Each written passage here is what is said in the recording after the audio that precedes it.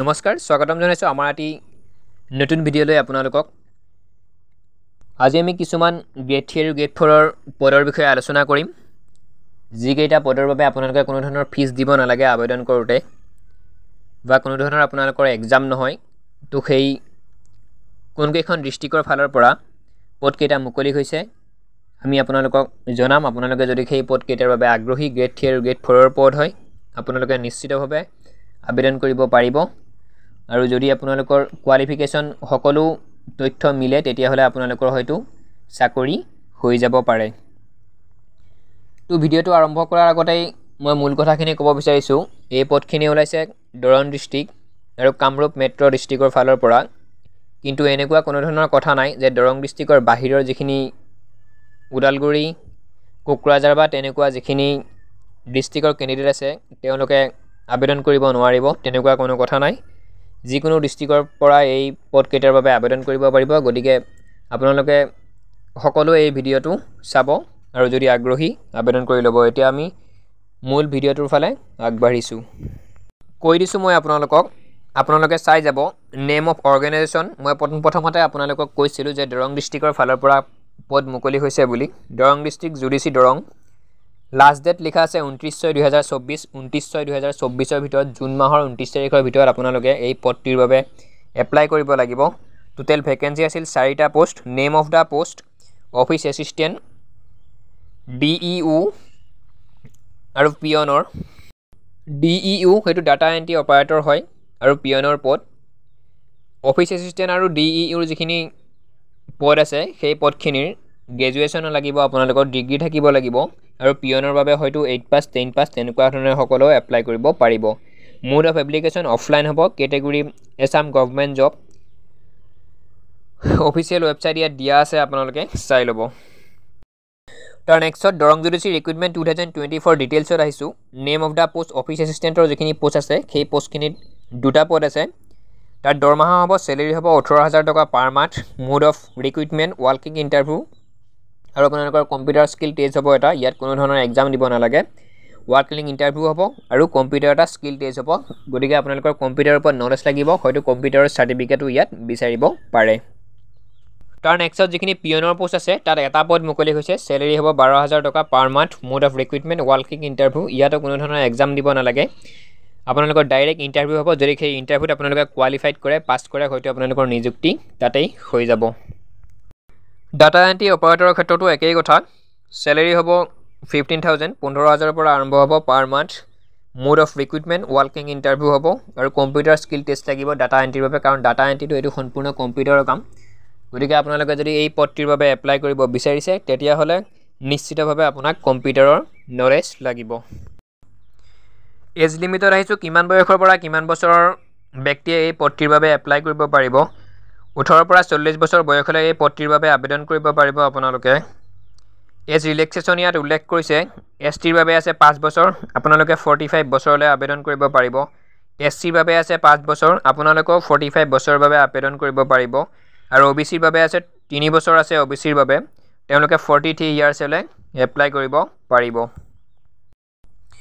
education qualification শিক্ষাগত অৰ্হতালৈ আহিছো পিয়নৰ বাবে আপোনালোকে আবেদন কৰিবলৈ হলে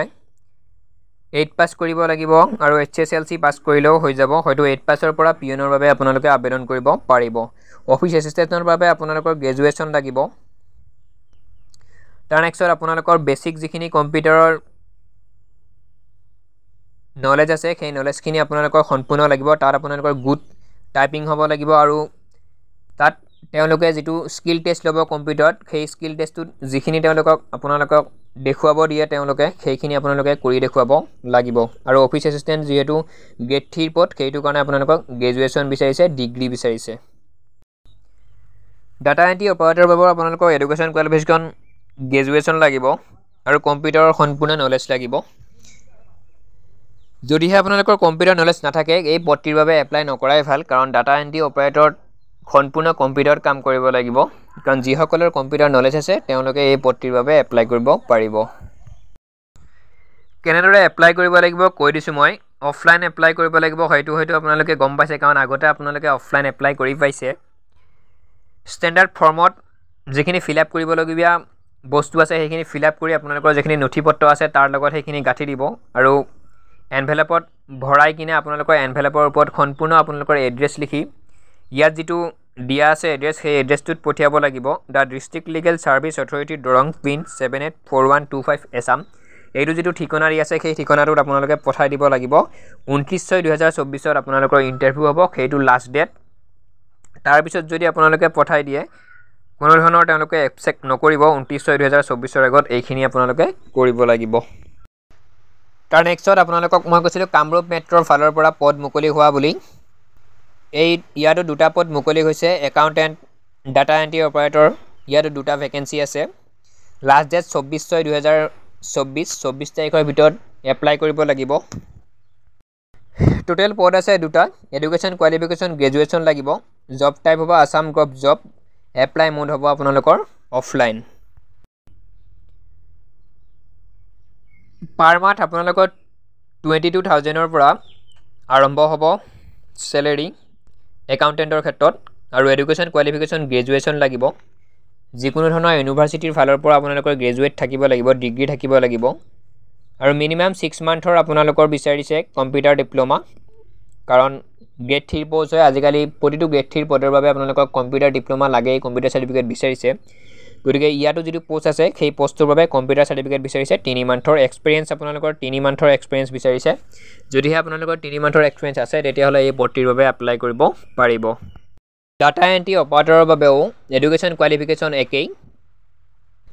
ডিগ্ৰী লাগিব লগতে কম্পিউটাৰ চাৰ্টিফিকেট লাগিব মিনিমাম 6 মান্থৰ আৰু এই পদখিনিৰ বাবে আপোনালোকে 25 বছৰৰ পৰা 40 বছৰ বয়সলৈ আবেদন কৰিব পাৰিব আৰু এই এপ্লাই কৰিবলৈ ইয়াত কোনো ধৰণৰ আপোনালোকে অফলাইন বা অনলাইন তেনেকুৱা ধৰণৰ এপ্লাই কৰিব নালাগে ডাইৰেক্ট ইণ্টাৰভিউটোলৈ ইয়াত যাব লাগিব আৰু ইণ্টাৰভিউটোলৈ যাওঁতে আপোনালোকৰ লগত কি লাগিব ফটো লাগিব আপোনালোকৰ পাছপৰ্ট যিখিনি ফটো আছে সেইখিনি লাগিব চাৰ্টিফিকেট লাগিব মাৰ্কশ্বিট লাগিব আপোনালোকৰ যিখিনি নিজস্ব certificate voter card PAN card Aadhaar card তেনেকুৱা ধৰণৰ আটাইখিনি বস্তু ইয়াত বিচাৰিব ডেট অফ ইণ্টাৰভিউ 24/6/2024 জুন মাহৰ 24 তাৰিখত ইণ্টাৰভিউটো হ'ব কোনো ধৰণৰ আপোনালোকে এপ্লাই কৰিব নালাগে কোনো ধৰণৰ ফিজ দিব নালাগে ইয়াত যিখিনি নেকি তেওঁলোকে বিচাৰিছে আপোনালোকৰ ইলিজিবিলিটি সেইখিনি ধুনীয়াকৈ যদি আপোনালোকৰ মিলে আৰু সম্পূৰ্ণ ডকুমেণ্টছ যি বিচাৰিছে সকলোখিনি লৈ আপোনালোকে যদি 24/6/2024 তাৰিখে ইয়াত ভেনু উল্লেখ কৰিছে এই ভেনুটোত যদি আপোনালোকে উপস্থিত হৈ গৈ ৰিপৰ্টিং টাইম 9:30 9:30 বজাত যদি আপোনালোকে উপস্থিত হয় তাত আপোনালোকৰ ইণ্টাৰভিউ হ'ব আৰু সেই ইণ্টাৰভিউত যদি আপোনালোকে কোৱালিফাইড হয় আপোনালোকৰ নিযুক্তি ফিক্স হৈ যাব তো ভিডিঅ'টো ইমানেই আছিল আগলৈ এনে ধৰণৰ ইনফৰমেশ্যনসমূহ পাই থাকিবলৈ চেনেলটি ছাবস্ক্ৰাইব কৰিব জয় অসম